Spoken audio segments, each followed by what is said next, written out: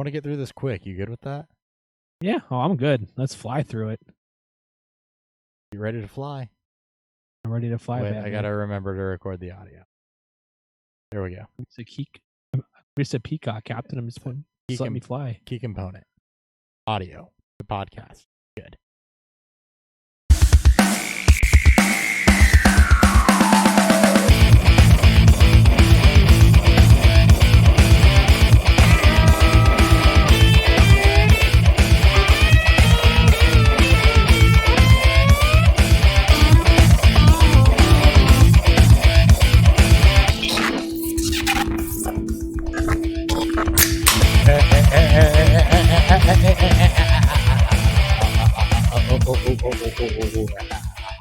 And welcome back to Beerfield Fantasy Football.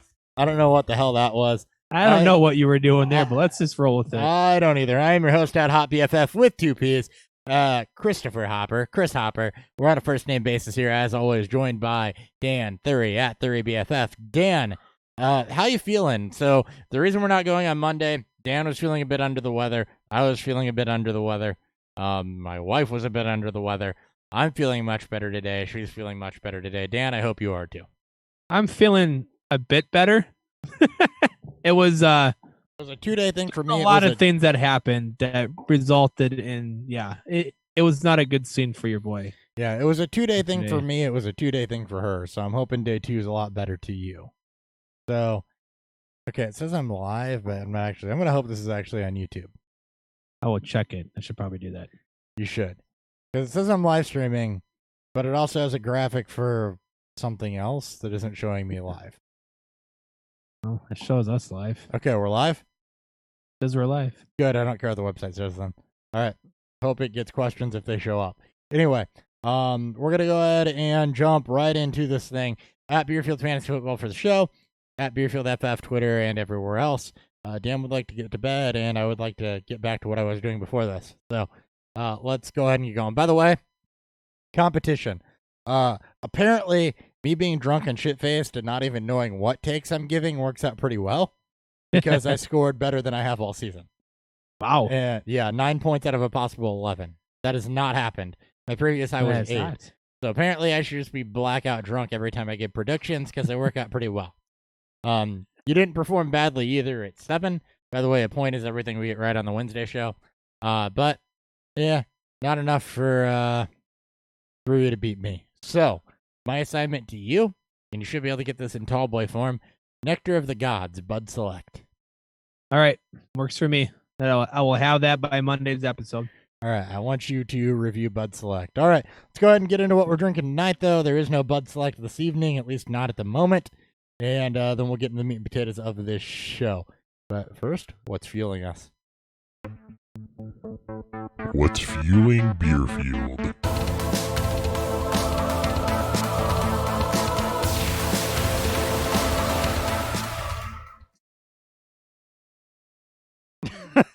So my wife texted me and said, I don't know what that sound was, but you need therapy about the intro. So that's the thing. That's good. All right. By the way, we're doing a mega episode this week. So Monday wasn't here. I've got work outings for the holiday season Wednesday, Thursday. So we were just doing everything in one episode this week. But Dan, what are you drinking while we do everything in one episode this week? I am drinking Pilsner Urquell. It is based out of Czechoslovakia. Per the can, they've been brewing this beer for over 175 years. The beer is named after the city Urquell in Czech. It is generally regarded as the best Pilsner in the world. All right. Well, best Pilsner in the world is like being the best football team in the NFC East. So there's that. There is that. Obviously not my favorite brand of beer. All right. Neither is mine. I am drinking Dragon's Milk Reserve. It is an oatmeal cookie barrel-aged stout. It was aged in bourbon barrels with cinnamon and labels coming up here: raisins, brown sugar, oats, and vanilla extract. So, I can't remember if this one of the s'mores that I've had sitting down there for about a year. It's at least aged anywhere from a month to a year in cabinets. So Anyway, Anyways, Dragon's Milk. No news to report other than the Patriots are still videotaping people, so let's go get straight into the hangovers. You did see that, right? Hangovers. yes, I did see that.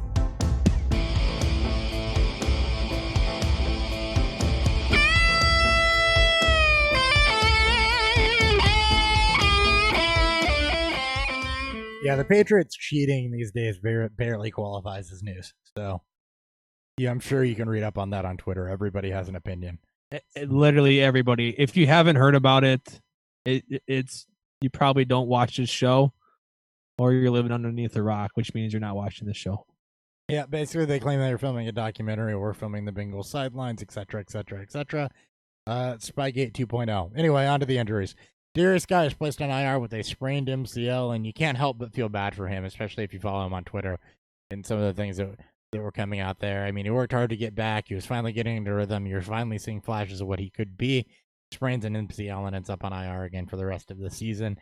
I'll give you a hint. He's going to be a running back next year in the 5th or 6th round because of the injury-prone tag that you can take that has a lot of upside. That's where this is going to end up. Yeah, and if you're looking for the buy window in No. Dynasty, it is reopened. And as picks become more and more valuable in people's eyes, you can probably get them for cheap. Yep. So if you're looking for a running back in redraft season this year or in dynasty season this year, look at what's in this year's class and think to yourself, if Darius Guice is coming out this year, where would I put him? And then look at that for pick value and try to Yep. get a deal. Because I think that he is a sleeper for next season for sure. The Eagles have confirmed Alshon Jeffrey is done for the season with a foot injury. Nelson Aguilar is still dealing with injuries. Mac Hollins was actually released and picked up by the Dolphins, I found out this weekend. So Yes. JJ Arcega-Whiteside is probably in line for some target volume. And for the last couple weeks, you're going to get to see what he can do. But expect a lot of Goddard and Expect that offense to just look the way it Bad. did against a very bad Giants defense. It's bad. Yeah. Marvin Jones placed on IR with an ankle injury. The quarterback situation in Detroit's kind of a mess. Hawkinson also hurt, so just Galladay the rest of the way. Yep. Mark Andrews practiced for the Ravens on Tuesday, so don't freak out about that. Auden Tate placed on IR with a sprained MCL, ending his season. Basically what this means is two things. One, more target volume for Tyler Boyd. Two, more opportunity for Erickson and Stanley Morgan, but it's not the time to be betting on those two, so it's just Tyler Boyd. It's nobody. Yeah. They get New England. It is nobody against New England. Yes. All right, Juju Smith-Schuster is going to return to practice this week, so that'll throw everything into disarray for the Steelers, especially since Devlin Hodges is not going to support multiple wide receivers, despite how fun it is to watch Duck play. Yep. James Conner also expected to practice this week with a shoulder injury. This is good news because they have not had anything going in the running game. The Jalen Samuels truthers can finally go to bed and stop, I don't know, being Jalen Samuels truthers, because he hasn't been worth anything during this extended absence, and Benny Snell has barely been worthy of, shall we say, change of pace back. I don't think any of this is worthy of really anything. I mean, you get Buffalo, who's got a fantastic defense and a struggling offense that could key in on the run game. Well, Hey, Buck Hodges or Doug Hodges throw. There's it's not a like- great matchup, but what I've learned is there's not a lot of running back matchups this weekend either. no, it's kind of unless you want to get cute, with some players, it's not necessarily great. It's I don't know how you can play James Conner Well, this week, anyways. But again, you kind of got to If figure. he does well. You kind of got to pick your favorite bad matchup for a running back, is what I'm finding. So. that's fine. Mike Evans going to miss the rest of the season with a hamstring injury. This is great news for Godwin. Cameron Braid also been getting target volume. Perriman and Justin Watson saw some action after, more so Justin Watson than Perriman, who was already kind of playing to Scotty Miller's absence.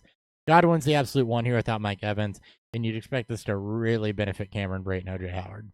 I think this is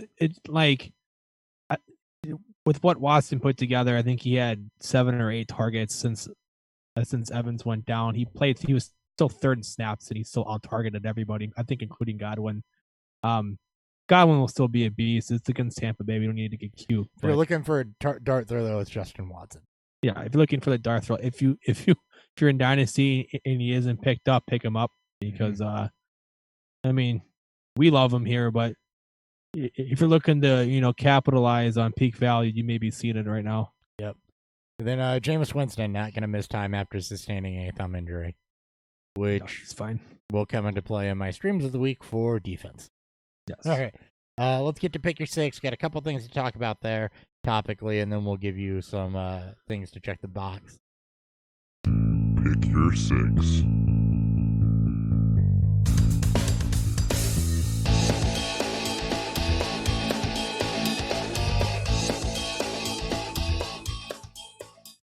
Yeah, I'm still calling this pick your six, even though I don't think we've had six things in this segment for like 4 weeks now.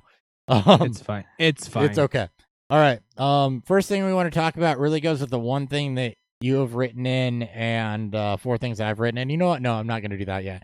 We're going to talk about the 2 other things, and we'll end on that note. Okay. So the first thing I had is I lost. Here's why. And this is more of a self-reflection thing for me. And Dan, you can chime in here if you want. So of the leagues I made the playoffs in, I did not advance in a single one. One of those I could not help it. One of those was just a bunch of people dudded that shouldn't have. One of them was the team against me went off and scored more than they have all season. Actually, outscored everybody in the playoffs. The other one was just me outthinking myself.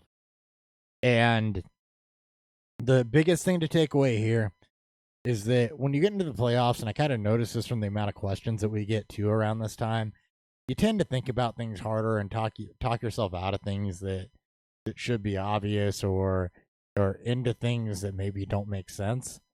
And my biggest advice to anybody going into round 2 is you've been doing things all year that got you there. So don't overthink it and think yourself out of advancing. That's fair. I mean, a lot of it is it's. I mean, yeah, there's a lot of luck. It takes more skill to make the playoffs and win in the playoffs. A lot of it is what you've been doing on a weekly basis, and that's playing the right percentages. And like, there's, I've started to lean away from the start your studs, and I'm assuming you have too. And you want to play the right matchups, and you want to know which players that you can trust to throw in there. And most times this is just more of a generic thing around it, or just a generic way to say it is. We're in the playoffs. You have 1 week to do something, and you have to kind of make the right calls and play, and hopefully pick the right players. And don't overthink it too much. And don't be afraid to get a little bold, especially if you're looking at your matchup, which is probably generally a good team, and it may look daunting. So it's a fun time of the year. Especially learn from the mistakes that you made throughout, and hopefully that'll help you get better next year. Indeed. All right. Another thing I want to discuss real quick here before we get into kind of the real meat of this segment is the Rams offense. So, did you see the Sunday night game? Vaguely. Were you dying? No, I watched it. I was just a bit inebriated. Okay. So, my question is, have the Rams figured out what their problem was? Because Seattle's defense had been at least average over the last couple weeks, and the Rams just came out. I mean, defense stepped up and stymied Russell Wilson, but I thought the offense came out and did really well too, and we saw some things out of that offense that we hadn't seen really over the last couple weeks. And one of those things we'll get to in a little bit, but it was use of Tyler Higbee. Another one of those things is just the hurry up, and they're moving at a super quick pace, picking up everything underneath, not trying to force the ball downfield, and just stringing together drives at a real fast pace, involving Higbee, involving Kupp, involving Gurley. So my question for you is, while it may not be the fantasy juggernaut that we thought, did the Rams find a solution to fix their offense a little bit? I think the Rams found an exploit that they or found a matchup or two that they can exploit. One of the biggest things that stands out is that Cooper Kupp had 29% of the snaps. He made the most of it for 454 and a touchdown. He was on the field. He was the wide receiver 4 in terms of snaps.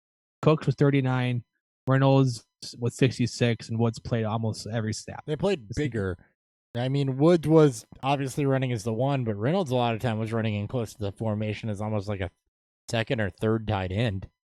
Yeah, so to me, they found a matchup or a formation that they felt really good about that they could beat up on the Seattle team. This is a team that needed to win. The Rams absolutely needed to win at home to have any sort of playoff chance, a real shot at a playoff chance.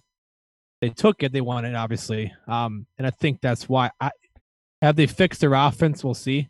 It's good. They put up, I think back-to-back, good weeks so far. The absolute usage of Robert Woods really sticks out, and maybe that's what they want to lean to. Woods gives him a little bit more of a versatility. He's a very good blocker. And they use him a lot, in that running game. And maybe they're trying to protect Kupp a little bit more than they probably should. This, to me, it's pretty unexcusable to run him only 29% of the snaps, but you get a very convincing win. So, yeah, what do I know? And I don't think that had as much to do with Kupp. Again, I think that a lot of that was get Reynolds on the field because he's a bigger body. And again, he was playing in tight most of the time. They used Higbee in Woods a lot, but if you're sending Higbee out on routes, you got to have somebody to block, and they almost use Reynolds like another tight end.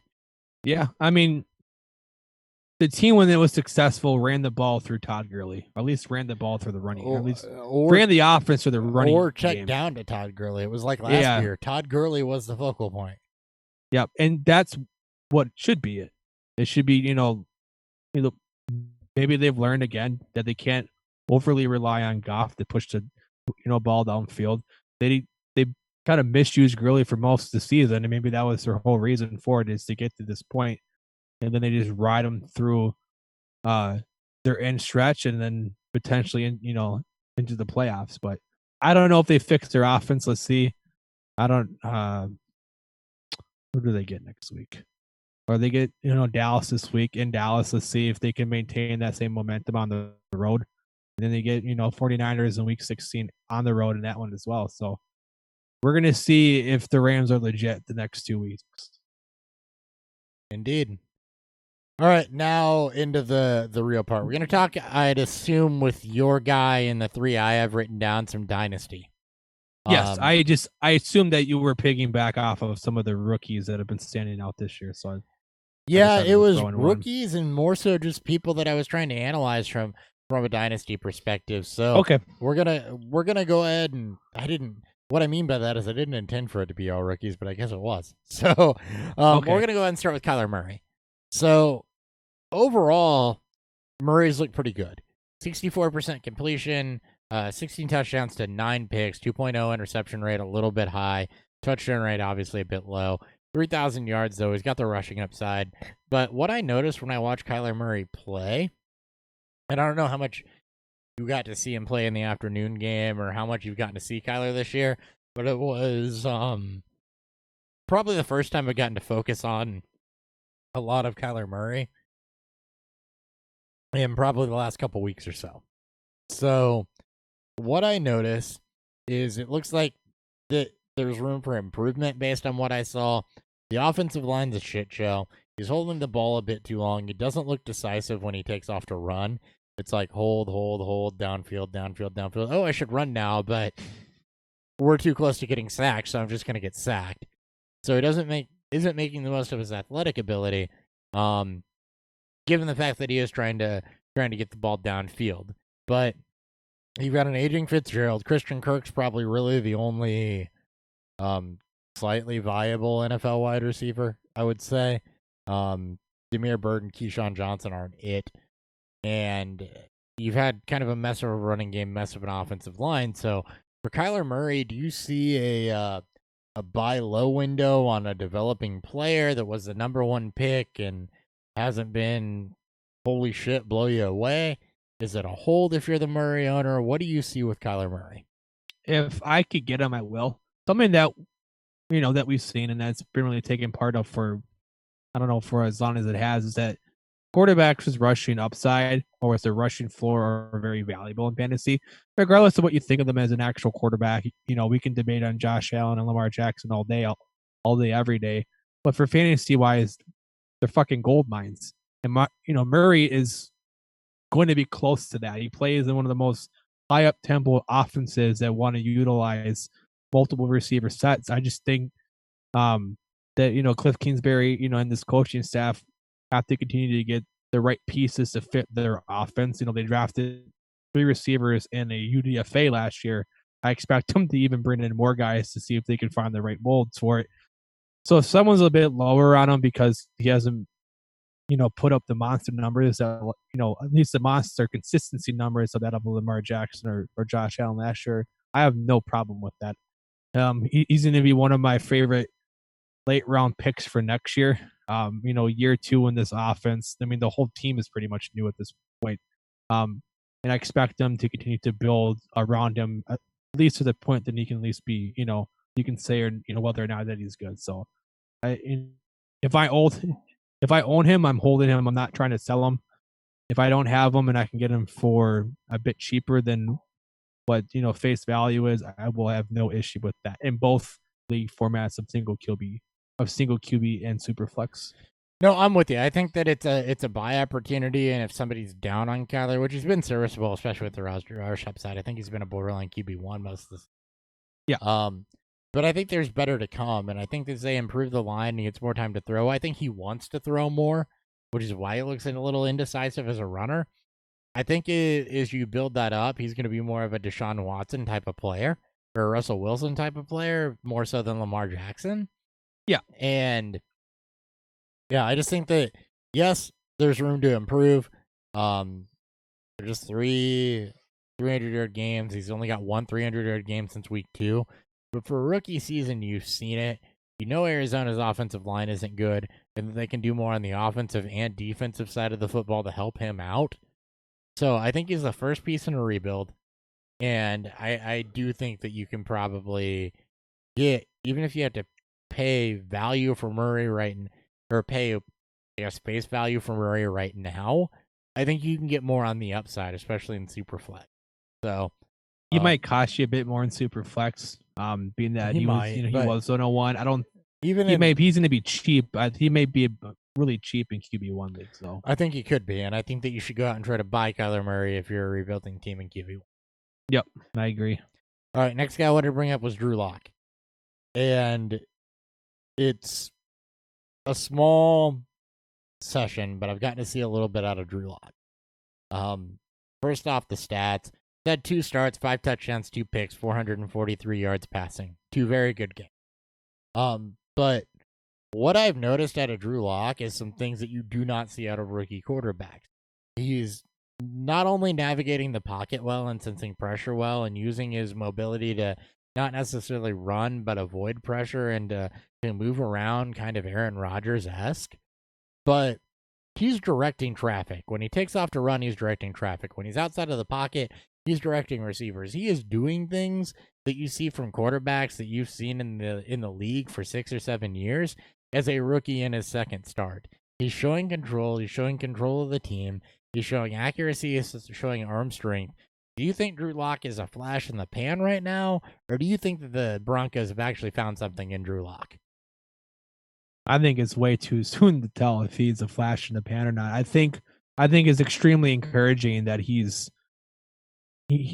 doesn't suck. And that's the big thing is that if he would have came out flat, we'd be talking about potentially Denver drafting the quarterback in the first round this year. If he continues to play well, which I expect him to do, I mean, Kansas City, Detroit, Oakland are not great defenses. Maybe Kansas City gives him some fits with a great pass rush. No, but he did it against Houston and the Chargers, which are again, exactly not great, but they're at least league average. Yep. So there's no real qualms for me that he's gonna flip the script struggle. I like to see how he plays when he's playing from behind. I think in both matchups, I don't know about the Chargers, but I know in Houston, the team, I mean, they were up extremely early. So I like to see what how he plays in those type of pressure situations. But I can't get you can't hurt him for that or fault him for that either. No, because the defense is good. Yeah. In the Chargers, he was not The Chargers, they were playing from ahead as well. You make a good point. They did come out and on the first 2 drives score, and then it was kind of mediocre the rest of the way. Yeah. But just from what I saw out of him watching him play, it just seemed like it's a lot of things you see from more advanced quarterbacks, sensing pressure, moving around in the pocket, knowing when to step up, knowing when to roll out, being able to throw on the move with accuracy and direct your wide receivers and direct your blockers when you're coming out like that. It reminded me a lot of, as a Bears fan, this is painful, but it reminded me a lot of what Aaron Rodgers is able to do. Okay. And I'm not making the direct comparison stats wise. I didn't go pull it up. I didn't go look at what his stats were. I know that his game this past week was historical, not just because Red Zone posted the 3,109 yards in a game graphic, but because he was, I think, the first rookie quarterback to go over 300 yards and 3 touchdowns in his second career start. But sure. Just from what I've seen and the poise that I've seen and the awareness that he seems to have, I think that they have something here, and I think that Drew Lock is somebody that I'm glad that I drafted, because I think that a year of Drew Lock, and based on what we've seen from him, he's going to be a top 7 quarterback at some point. Maybe as soon as next season, but probably definitely in year 3. It's going to be interesting to see how the team, because we always make qualms about it. The teams are going to have film on him. I'm going to be interested to see how he adjusts to how teams decide to play him. Defenses are coming off of watching Joe Flacco and Brad Allen play, and Drew Lock is more athletic than both of them combined. He is, and he gives you, in theory, he opens up the playbook a little bit more. I'm more excited for it to see what he can do, because Cortland Sutton, obviously a beast. He broke out this year. You have something to potentially, in Tim Patrick. You have a strong running game. You have a very good tight end, and fans who should, continue to develop. So I'm interested to see what Denver does in terms of building around him, giving him a better offensive line, and how he adjusts to when teams start to adjust for him. Yeah, and that's going to be the biggest thing, is get film on him and adjust and see how he handles it. And the thing that makes me feel good about that is that he's shown the ability to improvise. Yeah. And that's what I mean by he gets out of the pocket, he senses pressure, he directs traffic, because he's shown some of that improvisational ability that you don't normally get until you've been in the league for a little bit. So sure, I just think that was something I picked up on this past week that I thought was really, really advanced from Drew Lock. It makes me excited to see what happens as the league adjusts to him. It gives me a lot of faith that he can produce at a very high level going forward. Because, again, you're seeing things out of a guy in his second career start that you don't see. You do not see quarterbacks in their second start pointing and directing traffic and rolling out of the pocket and having that awareness and that vision of, I need you to go here, I need you to go here. Yes, I'm under pressure, and having that sort of poise in it. So yeah, I mean, that's I think that is very encouraging. Sure. Very encouraging. Like you didn't see that out of Baker, Mahomes, and I'm not saying he's going to be better than those two, but I'm just saying that that's something that I saw out of him that I have not seen out of a rookie quarterback in the 3 years we've been doing that. Yeah. And there have been some good ones. I know 3 years isn't a long time, but there have been some good ones in that 3 year span. Very true. All right, moving on. One more for me, then we'll get to you. AJ Brown. So the target volume for AJ Brown, I think we can admit, hasn't been special. I don't think he's seen more than 7 targets in a game. But I think we can also agree, watching AJ Brown, he's shown route running, he's shown that big play and touchdown ability. He's shown the ability to produce at this level as a deep threat, as a big yards after the catch guy. 770 yards on just 39 receptions, 6 touchdowns. He's taken off 2 of the last 3 weeks of Tannehill under center. The thing to outside of Tannehill long term. And I think AJ Brown's taken over as the future one from Corey Davis. I think that's already happened. I think so too. I think you can easily view Brown as potentially as mid-season, as he's probably going to end up drawing top coverage. And Davis is going to fall off to the 2, if not more. No, I think so too. I think Davis falls off to the 2. I think AJ Brown becomes the 1. I think he's a guy that, again, if I'm rebuilding, I'm happy I drafted him. If not, I'm willing to pay what he is right now as face value, because I think that he has the potential to be very, very good based on what we have seen. I mean, we loved him coming out of, we did. He was, loved I his think, film and he was everything our, else to it. 2 or 3 overall, I think. Oh, in terms of, I think he was our number. I think he was a number 2. I think it was N'Keal Harry. Then maybe we may have docked him a little bit for. I mean, we thought landing in Tennessee. I mean, it's still not the best landing spot. It's still a run first team. I don't expect them to be so pre-draft. Yeah, I don't expect them to be a double-digit target per game guy. That's not how the offense rolls. At least not as long as they've had Derrick Henry in this run through him type of offense. But Tannehill continues to be the guy that we've seen since taking over as a starter. Brown has every bit of the skill set and opportunity to likely produce as a top 20, top 18, 16 receiver. Yeah. So I didn't pull yours up, but I had him as the 2 behind N'Keal Harry, and I think that's exactly how you had it as well. So yeah, I'm pretty sure I didn't have Metcalf. Metcalf was 4. Metcalf was my 4. So it depends where. I'm trying to remember who else would be. Again, pre-draft for me. So. Yeah, pre-draft in that conversation. But either way, I mean, Brown has shown far more than what people expected, not because of his talent, but more so of the opportunity in this offense. Nope, I agree. Who was my? I'm curious. Who did I have at it? Was it Campbell or Samuel? It was Hakeem Butler. Pre-draft. Butler, that's right. Yeah, and then when he slipped heavy, it became, I think post-draft it was Harry, probably Brown, Metcalf, and I think Butler fell down. Harmon probably. I'm not sure. Either way, I faded him pretty hard. I'm not sure either, but either way, he has lived up to exactly what we thought we saw pre-draft. A lot of people faded him for landing in Tennessee. I think when we were doing stat projections, we pretty much landed on the fact that Tannehill was going to take over about mid-season, and it would be good for this offense. And that is one of the things that we were probably most right about this season, because I think that's a conclusion we both came to. Yeah, I am very much fair to say. All right, Darius Slayton, a guy that we were not as high on. So I wanted to bring up Darius Slayton because I think what we're starting to see here is a lot of encouragement. Over the last 4 games, he's averaging roughly around 9 targets a game. He's had no less than 7. He's had 1 game where he's gone over 10 receptions. That was against the Jets. I believe he did that before Tate and Ingram and Shepard were healthy. But we haven't seen the full complement of talent in this offense. What we've seen, especially last night, which is the big standout, is that Slayton might end up becoming this team's true number 1. And that's not a slight to Tate or to Shepard. That's more of what their complementary roles are. Slayton is their downfield threat. He was their quote-unquote Odell replacement because he can fit that mold.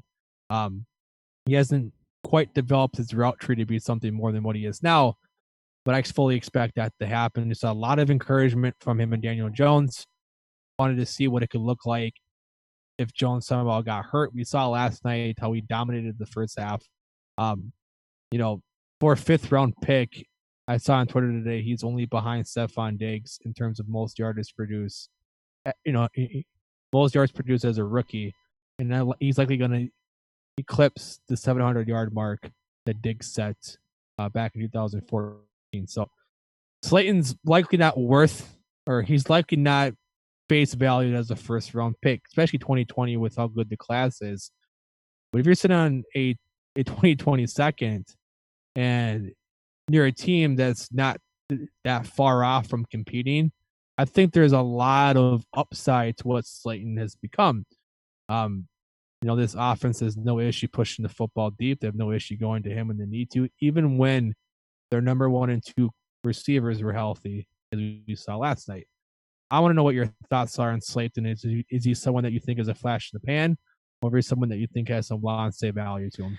Got some long stay value to him. I think he's got the ability to produce. I was just looking back at some of his combine and advanced metrics and whatever we rated him on film, and it turns out he's a guy that either there wasn't film on or neither one of us watched and rated him. But if you looked at the combine metrics, it was right in front of our face that he should have been able to produce.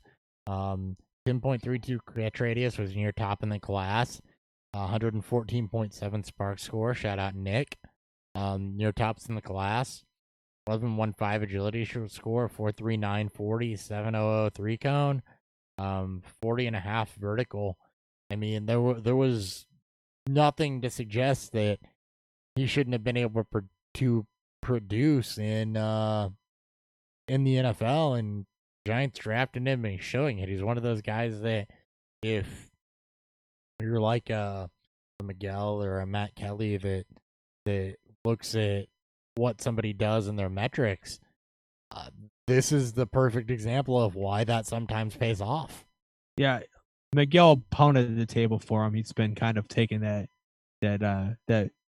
quote unquote victory lap on him, as much as we love talking victory laps. And Slayton's been a massive surprise. No, and he should, because Slayton has been a massive surprise to a lot of people. He wasn't up there in the draft capital, but when you look at the metrics on Slayton for what he was able to do in the combine, it's something we probably should not have missed, and we should have sought out film on. And again, we learn as we go, but I don't think he's a flash in the pan given that athletic ability. I think that this is a guy that can produce and is going to continue to produce.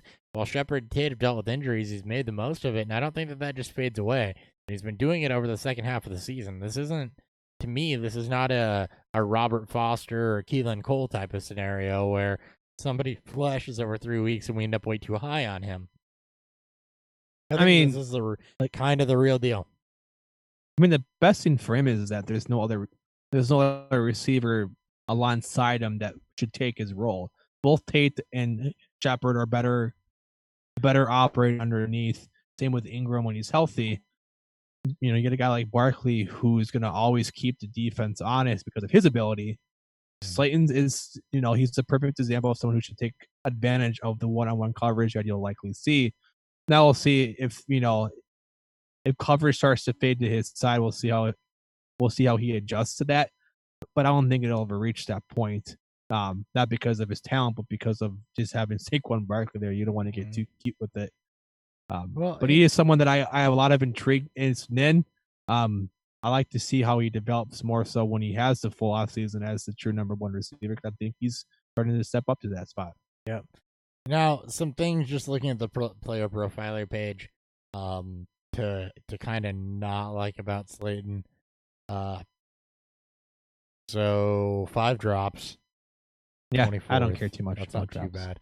41.2% contested catch rate. That's 18th in the league. That's actually pretty good. Separation though, 94th.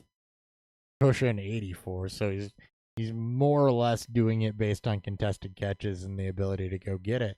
But you know, overall, the athletic profile says he succeed. The metrics say he might fall off, but I think for face value, as a guy that doesn't have the name cachet of a high round top pick, go get him.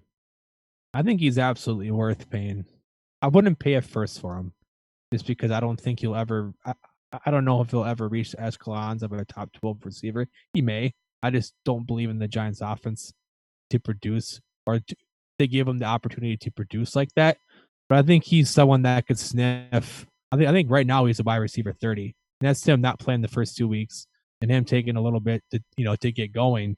I think there's every bit of an opportunity for him to be a top 24 guy overneath the season, and I think that's what you want from him as a if you're a dynasty team looking to compete, you're just missing that maybe depth piece for receiver. I think he's a guy that you'd be willing to take a chance on. Or if you're a younger roster who has a plethora of draft picks, who may not want to wait 2 to 3, 4 years to actually contend. I think Slayton's a guy that there'd be no issue throwing away or trading a 2022 for. Nope. And we have a question We have a question. Okay. from Jimmy. Jimmy made it third year in a row to the semifinals in his 18-man league in Yahoo. Awesome. Congrats to you, Jimmy. I hope we hope helped we're you a little helping bit Matt on the way because there. I ain't helping myself. Yeah, we're hoping we're helping you guys. Sometimes it doesn't work well, all well for us. Hope you guys always find success. He asked us, looks like it's a couple, it's a two-parter. How do you guys feel about Goff against Dallas? And second question is, how should I consider playing A.J. Brown over Keenan Allen this week in full PPR scoring? So I'll start with the Goff question. Goff against Dallas, if they continue to do what they were doing, I like him as a streamer. I don't know that I like him as a necessarily high round pick or a high level performer, I guess I should say. But I like Goff as a streamer against Dallas. Sure, given what they were able to show that they could do with the offense, and given the fact that I think that they found something that's working, and found something that's worked over like the last 2 weeks, I think that Goff could perform. I don't know what your other options are there, because like I said, I don't love him as like a top 7 guy, but I think he has the potential to potentially be a QB1 in that particular matchup. So what are your thoughts on Jared Goff? So Dallas is giving up the fourth most points to quarterbacks over the past 4 weeks, 7 touchdowns, and just 1 interception, nearly 1,000 receiving yards during that time. I had his stats pulled up. Anyways, hold on. Well, Goff hasn't looked particularly great. He's throwing he's had back-to-back weeks of double-digit touchdowns. Double-digit the touchdowns? Offense He's throwing 10 touchdowns or more in back-to-back weeks? Back-to-back weeks of multiple touchdowns. Double-digit touchdowns, back-to-back weeks for Jared Goff. Right. Quarterback, 20, he threw a season's worth of touchdowns in 2 weeks. 10, That's a theory. That's a theoryism for sure. That is a true theoryism. Well, the matchup looks great. Outside of the last 2 weeks, he hadn't thrown a touchdown pass since week 8. So if you're going to roll with Goff, you are playing a little bit with fire, especially if this team continues to want to play through Todd Gurley. That's going to limit his upside. Granted, 424 yards against Arizona looks great too. Dallas, can score a shit ton of points. Their defense has been pretty bad as of late, as we just talked about. I don't hate Goff. I'm with you though. Mitchell He's Trubisky, not someone that I feel great about him. it. I don't love it, but I feel good about him as a top 12 streamer. Now, the AJ Brown, that Eli Manning is his top waiver this week against the Dolphins. I don't know if I want to roll Jared out and trust Eli. I'd go Goff over Eli for sure. Yeah. As much as I like Slayton this week, I don't know if I want to trust Manning. Now, AJ Brown over Keenan Allen. Keenan Allen gets the Vikings. AJ Brown gets the Texans. Both great matchups. They are both great matchups. I tend to opt Keenan Allen because of the target volume a bit over AJ Brown. And that's the one thing that has me skeptical about AJ Brown is just it's the volume. It's the fact that he doesn't get over 7 targets a game. In some games, he only gets 5. He's a big blow-up guy, but Keenan Allen can be that even though he maybe hasn't been here recently. But the Vikings have been pretty bad in pass coverage. So I don't know. What are your thoughts on that, Dan? Just because of how bad the Viking secondary it's been more of a bend don't break, even though they break a few times there. Keenan Allen should get upwards to the 8 to 9 to 10 target range. He's been at 6 the past 2 weeks. But I love Brown's matchup. He's not a target hog. This is still a very run first offense that they play through.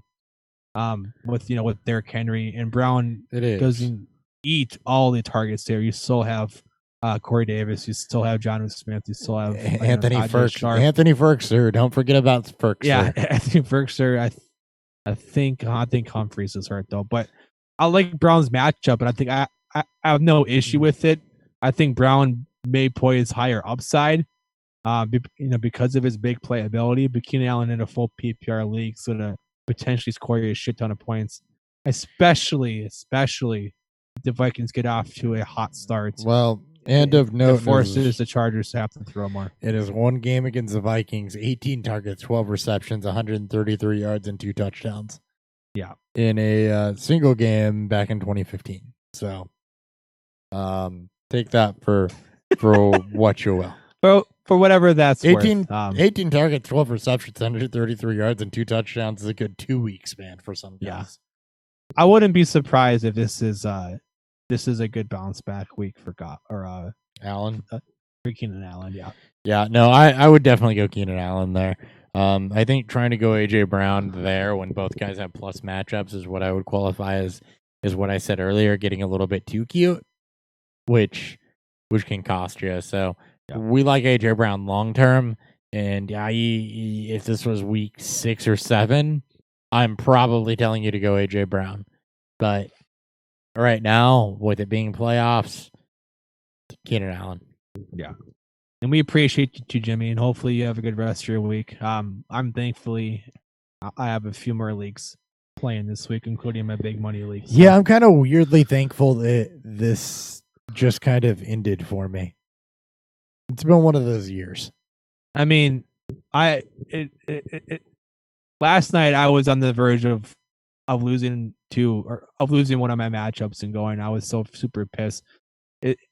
As happy as I'm going to be when we get some time off from this, I still don't. I don't ever want to lose. But when I lose against a team that goes off for over 150 for only the second time in a season, they outscored everybody else in the playoffs. I can stomach that. When I go off in an IDP league where I was clearly missing some key components that I shouldn't have been to the playoffs in the first place, it's a dynasty league. I can stomach that. Yeah. A 6-team league where it's a entire crapshoot, I can stomach that. So there's just a lot of things that happen that I could stomach, and I'm excited about the offseason, especially for dynasty. Sure. I think that I thrive more on draft season than I do anything else. Yeah. So it's going to be a fun time. Yep. All right. Well, I think that covers everything that we were going to discuss there. Let's go ahead and get into some beer goggles. I cut the cuts from this segment because what's that? I said, "Oh, thank God." Yeah, I cut the cuts from this segment because really the point that we're in, the waiver people were telling you to pick up is not to pick up and see what happens. It's to pick up and play them. And if you don't have somebody you're comfortable with cutting, you probably shouldn't cut them at this point in the year. So we're just going to go ahead and hit waivers, hit a couple guys that we think you maybe should pick up, and then we'll get into a beer review and some start sits. But waivers and cuts at this point in the season, like your rosters are pretty well set. So, yeah. Beer goggles.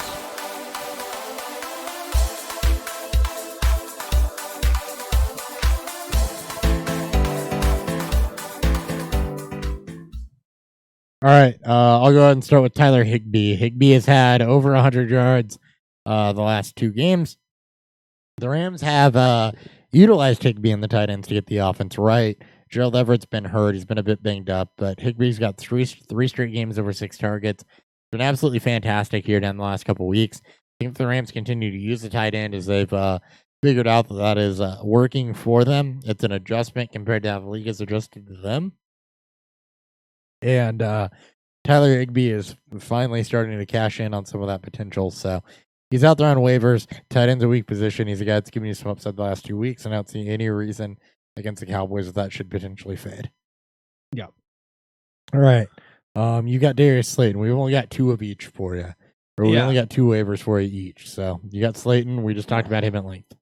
We talked about him in length, and it goes not only for dynasty, but you should be picking him for redraft against the Dolphins this week. We know how bad the Dolphins are. This should be a shootout, or at least there should be a lot of opportunity for Slayton to get a couple 3 or 4 deep passes to kind of open up the game. We've seen him kind of take over even with a healthy Tate and Shepard.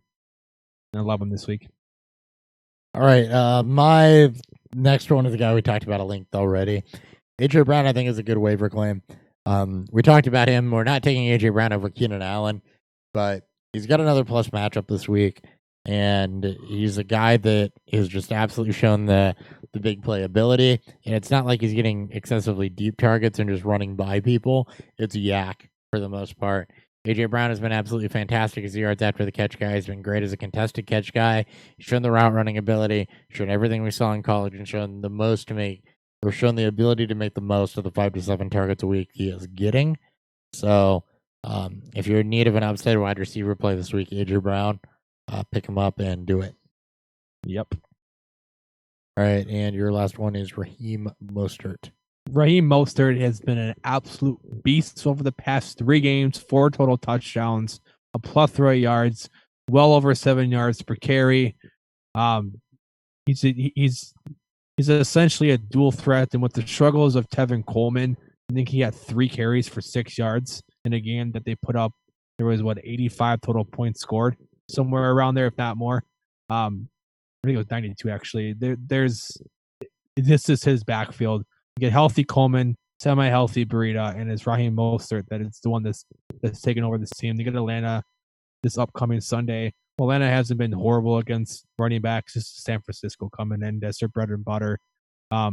They find ways to put their best players in space and allow them to make plays. And Mostert is right now their best running back on this team, and I fully expect them to have a smash week. All right, yeah, I completely agree. Mostert has been the best running back over the stretch run.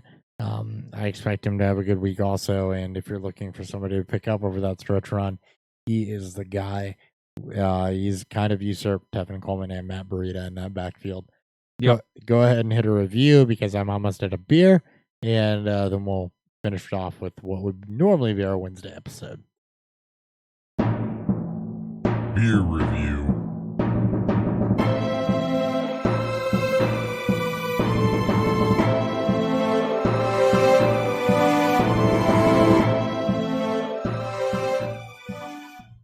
All right, Dan, what did you think of your Pilsner? Pilsner Equal, as you can tell based on camera, hopefully you guys can see it. It's a bit darker for most of what you see from Pilsners, given that kind of darker golden tone to it.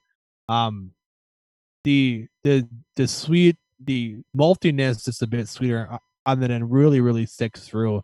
Gives it a nice hop finish to it. It's not overly hoppy that you get from a bohemian style Pilsner, but it does give you.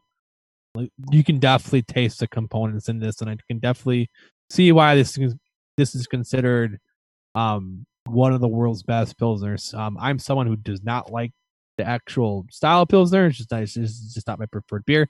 But this has been one of the only ones that I can stomach when I'm looking for something just really basic and light, and something that I can drink when I don't want to drink 10% double IPAs or stouts. This is one of my go-to. So I'm a huge fan of this beer, even though I'm not a huge fan of the style. All right, and I had Dragon's Milk Reserve Oatmeal Cookie Stout. Was a bourbon barrel-aged stout with cinnamon, raisins, bourbon sugar, brown sugar, oats, and vanilla extract. So for this beer, first off, if you're looking to bite into an oatmeal cookie, it doesn't necessarily taste like that per se. I think that the O'Fallon that I barely remember having on last Wednesday was a much better representation of that. Because surprisingly, I remember it had the beer tasted over anything else, even my recommendations. That's But fair. I think that was a better representation of a specific oatmeal cookie. Now, that's not to say this beer is bad, because it's absolutely not. You barely notice the barrel aging there. From it, you get a little bit of kind of the bourbon backbone, and I think it accentuates the vanilla and brown sugar flavors, which are a traditional flavor set for bourbon as well. I think that it comes out very, very sweet. It's got a lot of cinnamon on the front, a decent amount of vanilla through the actual body. It doesn't taste like it's 11% because the sweetness kind of overpowers that. It's overall a very, very pleasant drinker. Very, very easy to sip on.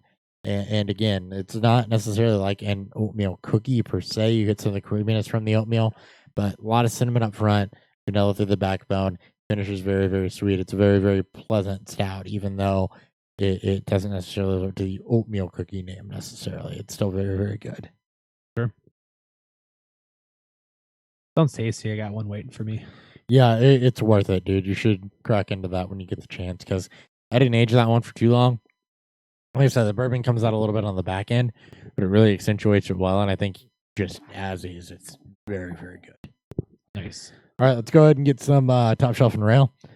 So we'll give you some starts, some sits, all of our normal Wednesday episode box checking coming up now. Top shelf or rail.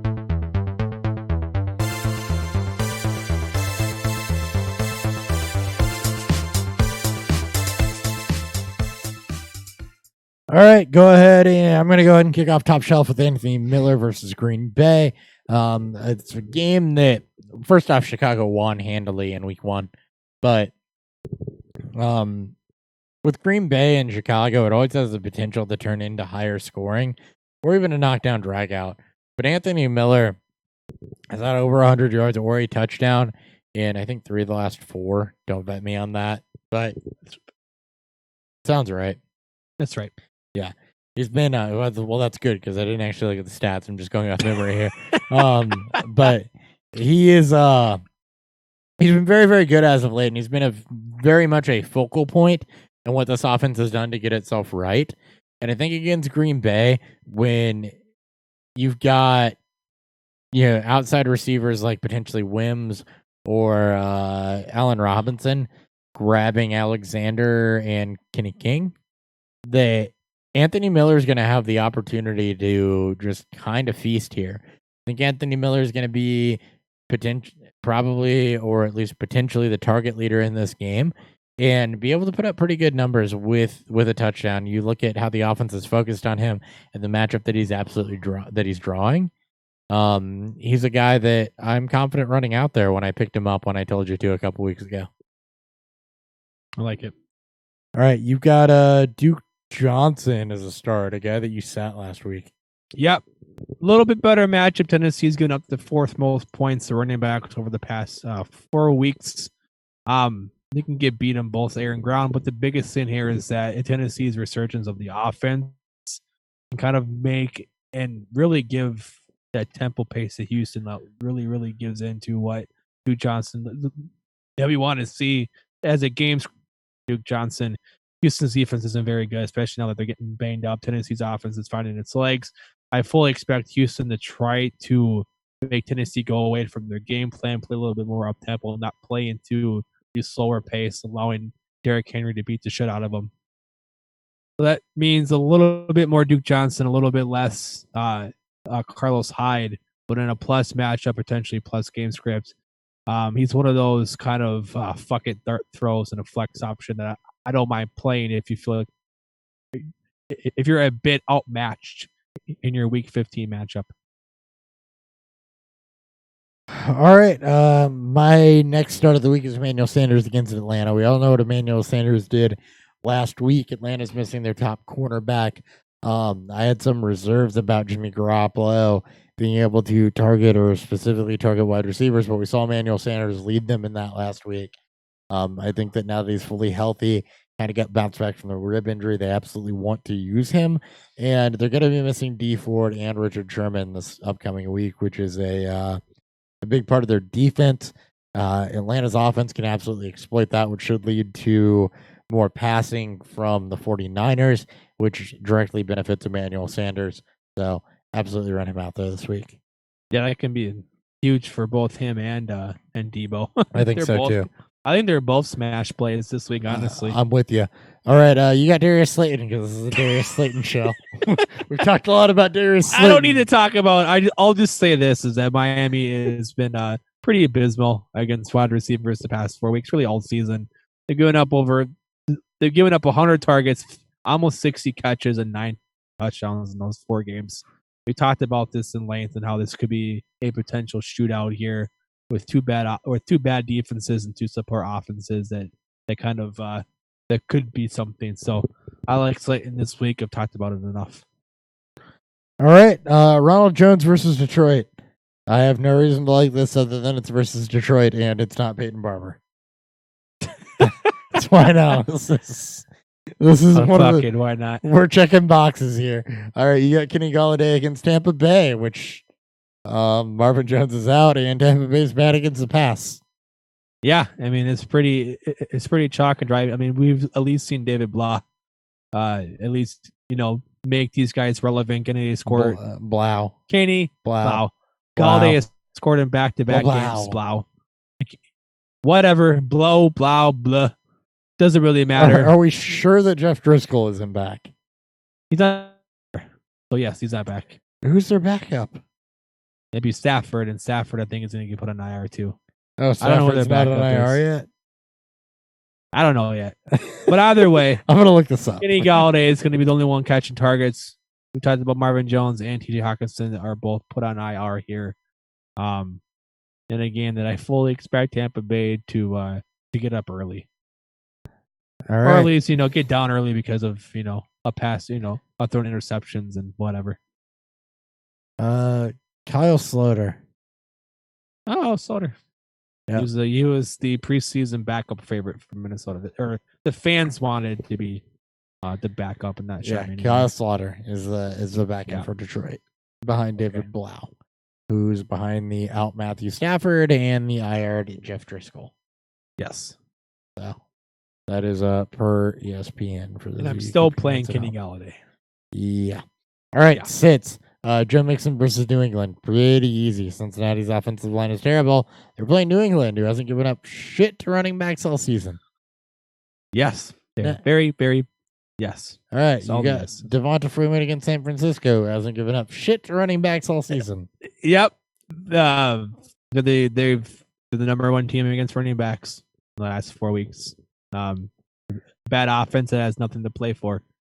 All right, I've got Amari Cooper versus the Rams as a set. This is one of my bolder calls this week. You figure Jalen Ramsey's going to plaster Cooper like he's a wall builder in the 80s. And Cooper has traditionally kind of struggled against top cornerbacks, but really Jalen Ramsey, since being traded to the Rams, and the Rams' pass defense in general has been good over the last several weeks.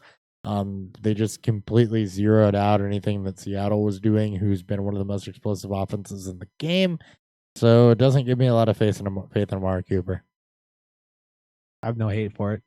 I got to play him in certain spots because I have I think a lot of people will, but I'm trying to get a little bold in the playoffs as this might be a bad matchup and pushing people to, that's a bad matchup. You should sit that guy even though he has a name. And Amari Cooper is my guy this week. That's very, very fair. All right. You have Darius Slayton. No, Tyler Boyd versus New England. Yeah, Darius Slayton's a sit. No, Tyler Boyd gonna see all the stuff in Gilmore. He's Boyd's been pretty serviceable the past 2 weeks here. With Andy Dalton returning and seeing an uptick in his passing volume, or he may see an uptick in targets. I don't fully expect them to convert on said targets. I am no way getting cute with Tyler Boyd this week. All right, John Brown against Pittsburgh. Everything I just said about what Jalen Ramsey could do to Amari Cooper, we'll take somebody who's overall less talented, albeit still talented, in John Brown, and just put him up against Joe Hayden. And that's the same argument that I have here. And John Brown, not fantastic last week in a much lesser matchup. I do not love this for him. I don't like this. I just don't like this. I don't like this in general. game. It's going to be so gross. Yeah, take the under. Yeah. Speaking of players you don't want to play from this game, Devin Singletary, shout out to Ryan McDowell. I'm pretty sure it was his tweet I saw that Pittsburgh is still have yet to allow an RB1 this season. And I think they've only allowed 1 or 2 RB2s. Singletary still in the split backfield. He's seen his uptick in touches as the team is starting to surge, and the offenses look better. But Pittsburgh's defense is what's kept them in these games. I don't expect this to be a high scoring game. I don't expect a lot of yards to be had here. And I'm not trusting Singletary in my semifinals matchup, in a very difficult matchup. All right.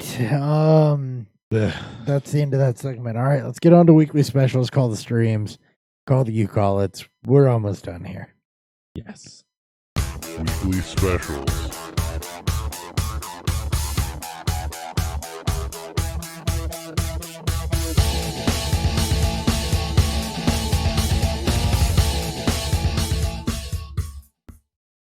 All right, weekly specials. I'll go ahead and start. Gardner Minshew against Oakland. Oakland has not been good against quarterbacks over the last 2 weeks. No, Gardner Minshew can put together some fantasy relevant performances with his ability to scramble and evade pressure and control this offense. Didn't have a great week last week in a much tougher matchup, but Oakland poses a pretty much easier competition for what Gardner Minshew should be able to do. Yeah, I got Baker Mayfield against the Cardinals. Game pace, bad defense. They've given up 7 touchdowns and 2 picks over the past 4 games, or over the past 4 weeks here. I don't expect much to change in this one, even with Odell potentially banged up. Baker will find a way to give you a decent week and a plus matchup. All right, tight end David Njoku versus Njoku. Sorry, forgot how to pronounce his name. He's been on IR for so long. He's been irrelevant for so long. Versus the Cardinals. And why? Because he's a tight end playing the Cardinals. And those of you who don't know, the Cardinals have been the worst team against tight ends all season. It's been almost a surefire thing. Kind of a running joke on the show. I think every week we've had somebody facing the Cardinals in this segment. I think it's only burned us twice. Yep. Including last week, but that's okay. That's okay. It's burned us twice out of 15 weeks. So, yeah. You got Ian Thomas against Seattle. Yeah, I'll take the tight end that's starting to see an uptick in usage over the worst tight end defense over the past 4 weeks. That'd be the Seahawks. Get up nearly 24 points per game to the position. 2 touchdowns, 2 touchdowns over 300 yards. Thomas has no competition for targets there. Kyle Allen has taken a massive step back and has been wanting to utilize that position more so. I like Ian Thomas this week. All right. And my last stream of the week, the Lions defense versus Tampa Bay. Why? Jameis Winston throws interceptions, and interceptions are good for fantasy points, as are sacks, and Tampa Bay's offensive line, missing Alex Kappa and some other pieces, has not been good.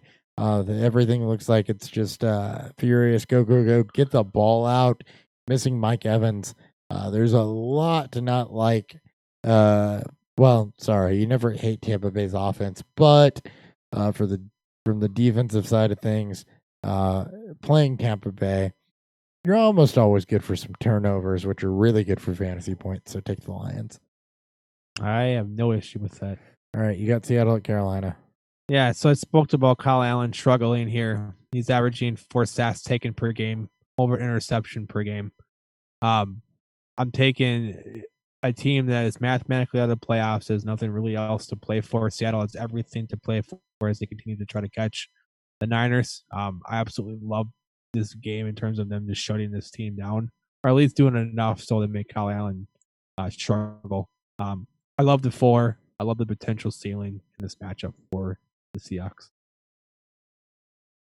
All right, that's it for our streams of the week. Again, quarterbacks, Minshew, Mayfield, tight ends, Njoku, Thomas, defenses, Lions versus Tampa Bay, Seattle at Carolina. Let's get into some you call it for DFS and betting, and we'll call it. You call it.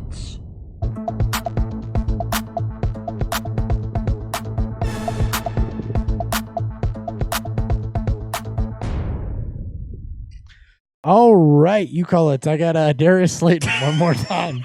4,700 versus Miami. I don't think we need to say anything else about Darius Slayton in this episode. That's great. I love it.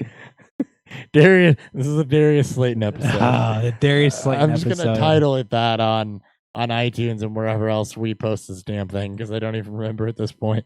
That's so it's great. going to be titled Darius Slayton. That's all this episode is Darius Slayton. I love it. All right, you've got somebody. Does that say what I think that says? That says Isaiah Ford. What the hell? Yeah, 5,500. He had 9 targets last week coming out of with Devontae Parker hurt, likely out for the rest of the year. Ford was a Ford ended up becoming the heaviest targeted guy, taking over that role. We know how much Fitzpatrick loved to use Parker. That translated over to Ford with his 9 targets, 6 catches for 92 yards. His price at 5,500, well, isn't the cheapest that I would love to see, but he's going to be one of those, I think, he's going to not be owned much, so he's going to be a great play in GPPs.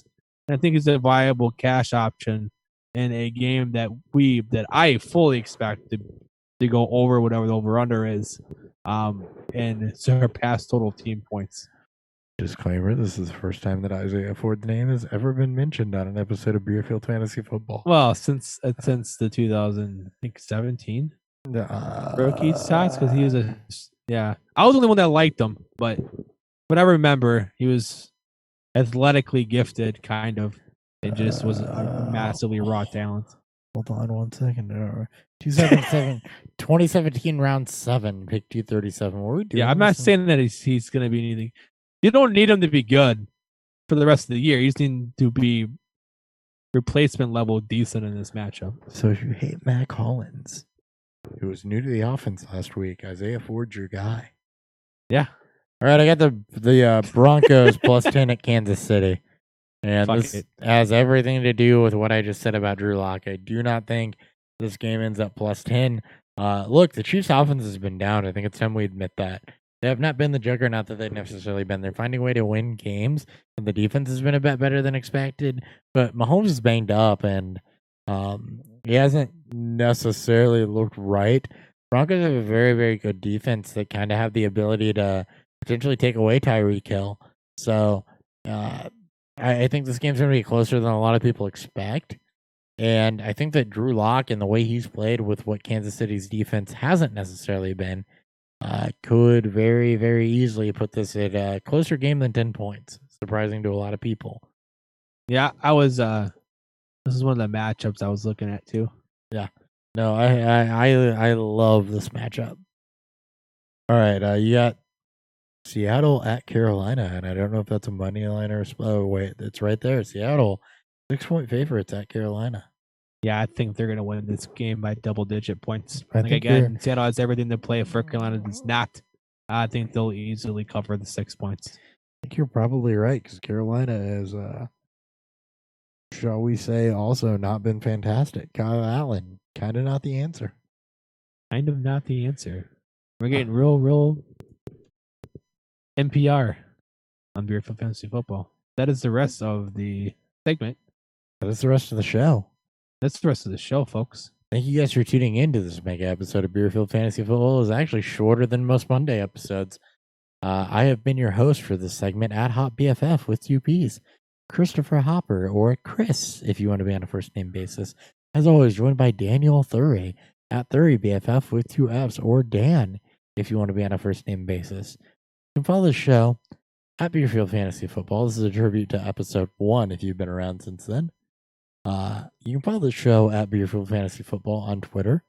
Wait, no, that's not even our Twitter handle. At Beerfield FF on Twitter. At Beerfield Fantasy Football on YouTube, Facebook. And probably not Facebook because we don't actually do anything there, but definitely YouTube. And one of us, or both of us, I'm not sure which, will be back with you on Sunday. Thank you guys for tuning in to this mega episode, and we will catch you next time. Bye. Next time. Oh. Aw.